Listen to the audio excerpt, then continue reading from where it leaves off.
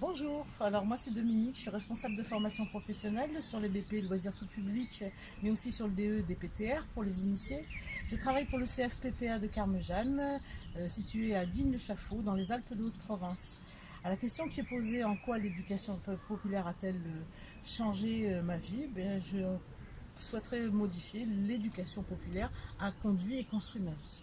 Alors comment? Au démarrage, j'ai l'impression que, et je vais raccrocher à quelque chose qui n'était peut-être pas de l'ordre du sujet, c'est l'OCCE, l'Office des coopératives, j'ai oublié, bref, de l'école, des caisses coopératives de l'école, pardon.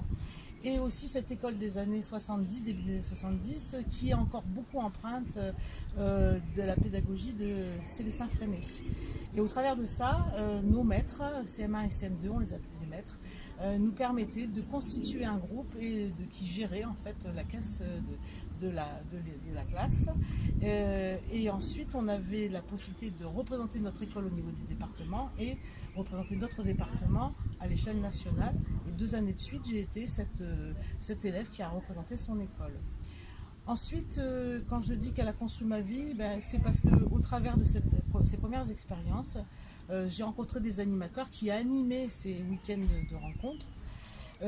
Et ça m'a donné envie de continuer à vivre des grands jeux et de vivre ces temps collectifs qui m'ont beaucoup plu.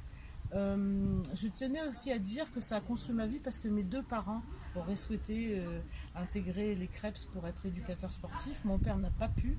Et quant à ma mère, elle s'est arrêtée au moniteur de colonie de vacances, je crois que c'était comme ça. J'ai encore son premier fichier Franca. Et ce sont des gens qui ont fait du collectif au travers du sport. C'était deux sportifs.